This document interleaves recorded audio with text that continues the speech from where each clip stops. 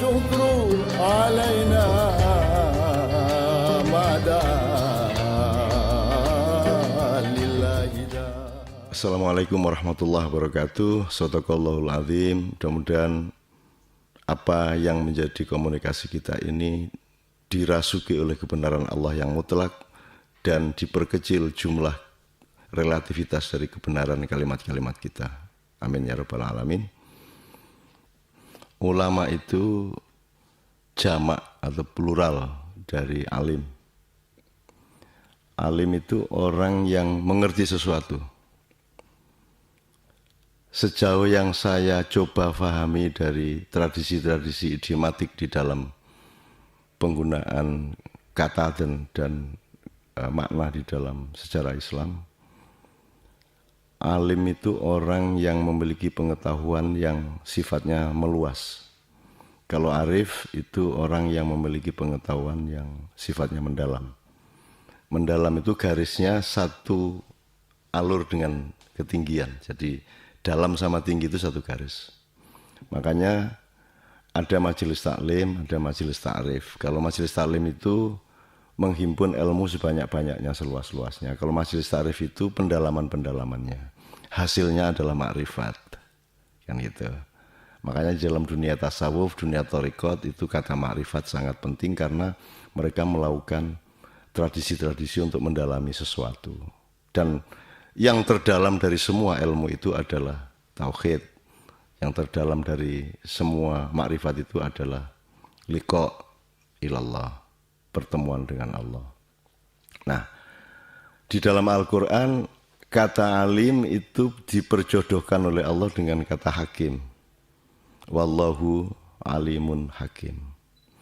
Kalau pakai tafsir sehari-hari, kita di gardu, kita di warung, kita bukan orang-orang yang alim dan juga bukan orang yang arif, tapi kita diwajibkan oleh Allah untuk juga menggunakan akal pikiran, maka kita coba fahami alimun hakim itu kayaknya mungkin maksudnya Allah itu kalau kamu pandai kamu harus bijaksana.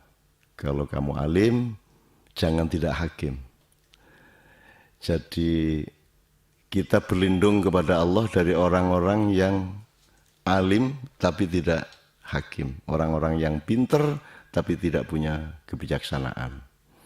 Masih mending orang bodoh tapi bijaksana daripada bahayanya orang pinter yang tidak bijaksana. Nah, salah satu tanda-tanda dari cara Allah meletakkan fungsi-fungsinya di dalam ayat-ayat itu kan ada gabungan-gabungan yang seperti itu dan itu harus kita interpretasikan. Wa huwal alimul hakim itu mempersyaratkan kedewasaan. Tidak mungkin kebijaksanaan lahir dari sesuatu yang tidak dewasa, mature, kematangan. Salah satu formula kematangan seorang ulama atau seorang yang alim adalah dia mampu merdeka dari dunia. Dia tidak anti materi, salah kalau anti materi, tapi dia mengendalikan materi. Dia menata materi, dia mengatur materi. Jadi tidak anti dunia, tetapi mengelola dunia.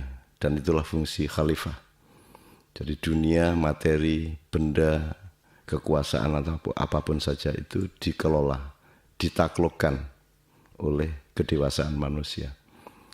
Nah, kedewasaan ini dalam teori psikologi kan bermacam-macam wilayahnya. Ada kedewasaan mental, kedewasaan spiritual, kedewasaan moral, kedewasaan intelektual, kedewasaan macam-macam. Tapi kalau kita kaitkan dengan fatwa, saya itu terus-menerus tanya kepada para ulama epistemologi fatwa itu.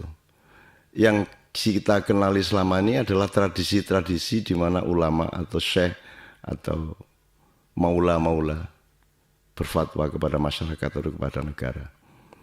Kalau kita pakai struktur negara, fatwa itu ibarat suara dari langit yang ditransformasi oleh para alim dan hakim tadi, yang tidak bersifat hukum, tapi dia dijadikan pertimbangan oleh para eksekutif, juga oleh masyarakat untuk mengambil keputusan-keputusan. Nah, ada kata lain yang namanya fata. Fata itu pemuda. Pemuda itu bukan anak-anak. Jadi saya otak-atik gaduk aja karena saya bukan orang alim. Fatwa itu kalau dalam pemahaman subjektif saya ya, dan ini tidak pasti benar, adalah pendapat yang dewasa. Fatwa adalah pendapat yang dewasa. Pendapat yang dewasa bagi konteks ulama atau alim hakim tadi itu adalah